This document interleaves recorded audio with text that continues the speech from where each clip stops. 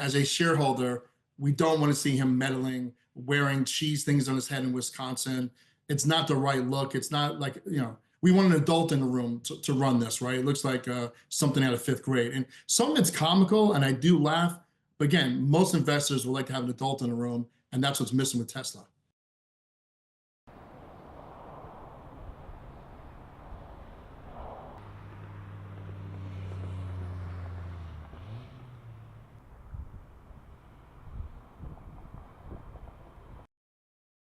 Look at this time last year, they delivered 390,000 cars. This number represents a 13% decrease. That's a big number, right? So especially if there's more EV competition out there and so forth. So, this is a really tough quarter. So again, everybody expected soft numbers, but this is even softer than expected.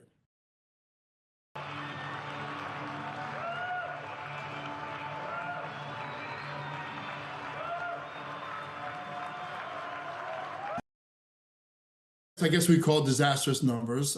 Look, their brand is starting to deteriorate. I mean, you don't know the CEO of Ford. You don't know the CEO of General Motors. It should keep it that way. Shareholders, including myself, I like to see him come back and get out of the government. And he's a fiduciary, by the way, and go back and work for Tesla shareholders. This year is pivotal. There's some great things that are happening, and that gets under the headlines. I mean, starting in June, Austin, we're going to have the wireless driving, right?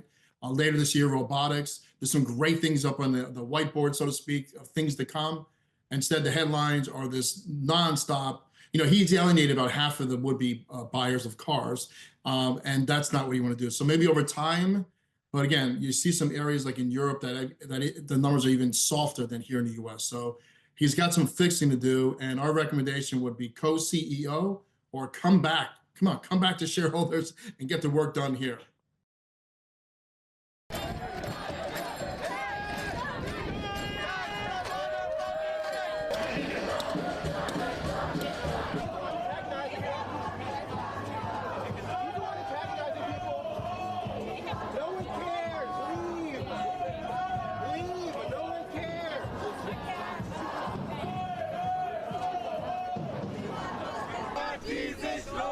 Elon Musk auf den Mond. Das ist Raumfahrt, die sich lohnt. So the brand deterioration is not the United States. It's worldwide, particularly in Europe, it's particularly in Germany, where we saw Musk enter the politics over there and so forth. Don't meddle with that stuff. You're just going to lose customers. But again, if you think we're having a tough time here in the U.S., Europe is even worse. Those numbers year over year are more of a disaster than here in the U.S.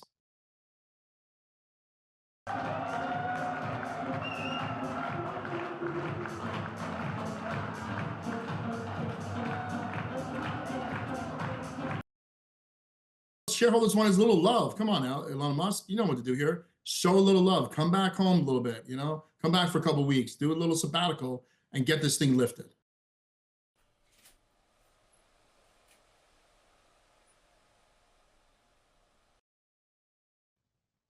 Yeah, I'm somewhere between neutral to bullish because it can't get worse than this, right? We've seen stocks, maybe not the way this happened. I mean, this is one unforced error after another unforced error. This is kind of what's been happening. But again, I do believe in what the visionaries of Tesla, and that is Elon Musk. I do believe a lot of the products that will be coming out in the next couple of years are going to be very exciting. This is not the first rodeo for Tesla. We've seen 40, 50% declines in the stock, a number of times, and they worked their way out of it. It's not pretty what's happening here. So I mean, anywhere from neutral to bull. It's too late to be a bear, I think. I mean, we've already had a lot of bad news. And if he could just get back on the horse and ride this thing through, shareholders be rewarded. But again, all this really depends on Musk's, how much he's really going to put into this effort here versus what he's putting into the government.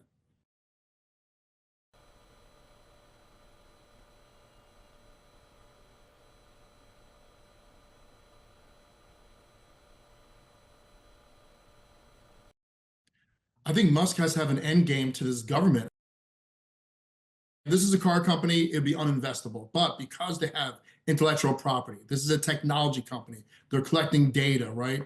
The robotics are going to be coming out, and you have all this good. And Texas is going to driverless taxis hitting. So the sum of the parts, all these different units add up more than what the valuation is. However, to unlock that valuation, You need a CEO that's competent and that's really going to be serious about all these great, innovations that are on the docket. Thank you very much. So, just right in the cool. Yeah. Look right here in the camera. Could you come? I don't think we had such a interesting combination of his character. He's a genius, rockets going off, but yet meddling in the government and also trying to run a car company with a lot more competition. So no, I don't think I've ever seen in my career the CEO in the crosshairs of so many different naysayers. Again, I think he's going to work his way out of it. But again, I just have to imagine like other shareholders are very frustrated that the time being spent is not equal to all the other activities that he has. And he'll go, and by the way, he'll say that I can do it all, but we know there's only 24 hours in a day. And even though he uses 24 hours a day, probably a lot better than I do, a lot better than most of your viewers would, it's still 24 hours in a day. And it just seems like there's not a dedicated effort. So what this is really intended to do is to encourage innovation in transport technology. Look, I think they still have a lot of wonderful things in front of them. They have an AI strategy they haven't shared yet with the public. I'm sure there's other things on those whiteboards that are really fascinating. I mean, you think about Elon Musk as the Einstein of our time. I mean, so all those flaws of his character and socially awkward and everything, he's still a genius. So you can't count him out. The reason why we're in this stock is because of some of the parts are greater than a whole, and there's so many more products beyond the car. As I mentioned, if this was just a car company, we would not be investing in this. We do believe in their technology, and this technology we know, and this technology we don't know. And there's a lot of intellectual property around, and they're getting a lot of patents.